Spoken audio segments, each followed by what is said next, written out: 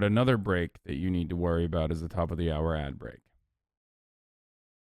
That's right.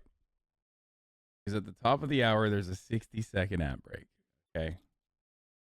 And if you'd like to no longer see the ads at that ad break, it's kind of like a levy. What you can do is subscribe. You can subscribe for $5. You can subscribe for free. With a Twitch Prime, that is. You can subscribe for free if you have a Twitch Prime. You can also use an ad block, or you can use a VPN. But Twitch Prime is free if you have an Amazon Prime account. Connected it to your Twitch. Here's the 1-minute ad break now. Let's keep going. Rolling into the Louisiana coast overnight. The devastation in the region felt throughout small towns, many without the kind of infrastructure New Orleans built up after Hurricane Katrina. The strong winds and heavy flooding that Ida... Yes, all of your subscriptions are going into my mega multi-billion-dollar mansion fund. Okay? That's where it's going. Brought, wreaking havoc on power lines, houses, and roads. Residents trapped in attics and on rooftops, turning to social media in desperation, tweeting their locations in the hope of help. One man posting that he's stuck with a group on flooded I-10 with CPR being performed on a drowning victim, writing, "People drown in my arms, and we are extremely exhausted with nowhere to go." Wind and floods sweeping through towns like Houma and Lafitte, each over an hour outside of New Orleans. The initial focus this morning will be going to Lafitte, Barataria, Crown Point area.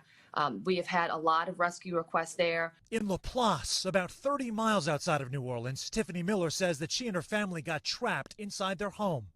Miller, who spoke with our local station WDSU before she was later rescued, says when the weather conditions began to deteriorate, she and her family frantically retreated into their home's attic. We're just kind of all sitting on like a beam in the same area, just trying to hang tight and hoping and praying that the winds will die down because the house was shaking really, really bad. Craig Hoda, I just spoke with a woman a little while ago who said she is waiting to try to reach her friend right now, has been unable to do so. The 911 communications in New Why doesn't the government help people evacuate beforehand? They do. They do. They do. Not everyone listens to the evacuation protocols. And also, some people don't have the means to evacuate. Maybe they got like older people. They have a hard time immediately evacuating. Some people don't want to leave their pets behind. That's a big concern in a lot of these areas. Understandable. So, you know, there's definitely that. New Orleans and in Laplace right now are very challenged. Social media, as you mentioned earlier, Hoda, right now is the resource for folks. We know one family tweeting out that there's 5 people inside of their home, including a young boy and girl.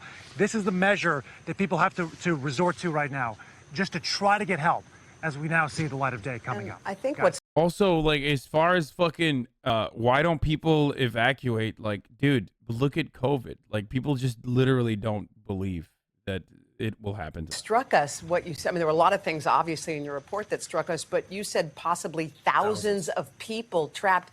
I think Laplace isn't one of those places that always floods. There are certain places that are prone to it. And again, we should point out that some people say, well, why didn't people evacuate? Some people don't evacuate because they don't have some place to go, right? Their whole being able to evacuate is a privilege. Not everyone can afford it. Absolutely. I already mentioned that too. family lives there. Where are they driving? Do they have the resources? Can they get out? Yeah, a lot of folks just can't afford to get out. Sam, you mentioned you had to relocate because of the service issues. What did you see on that drive? There's so many people I've had those conversations with that they just don't have the money. The hotels were all booked up, Craig and Hoda, or in fact, getting onto the highway itself was jammed. It was a parking lot getting out of Baton Rouge and as well as New Orleans for days down here.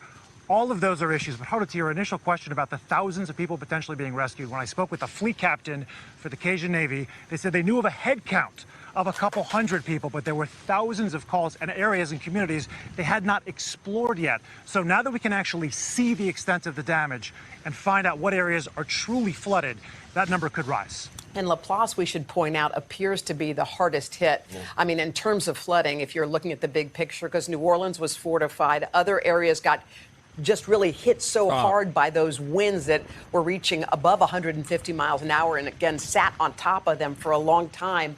But Laplace is one of those places that seems to be the hardest hit of all that we've seen. So we're glad that you made it there. We know that wasn't an easy journey. And please keep us informed, because I think you're right there in the heart of it. Sam Brockforce there in Laplace. Sam, we'll come back to you in just a bit. This is an area that you know well. And coming up in just a few minutes, we're going to actually talk to the aforementioned Cajun Navy, this volunteer group that goes out and tries to rescue folks. These are men and women with boats. Yeah. Because when you think about it, not the sheriff's department, they might have some vehicles. These are people who volunteer. They take their boat. They actually have Facebook pages, Craig, where they're looking for people. They're saying, tweet your address, tell us where you are. We're coming to get you. And it's just good to know that somebody can get out there, because the police are stretched super duper thin. So And for the thousands who are apparently trapped, that's welcome news.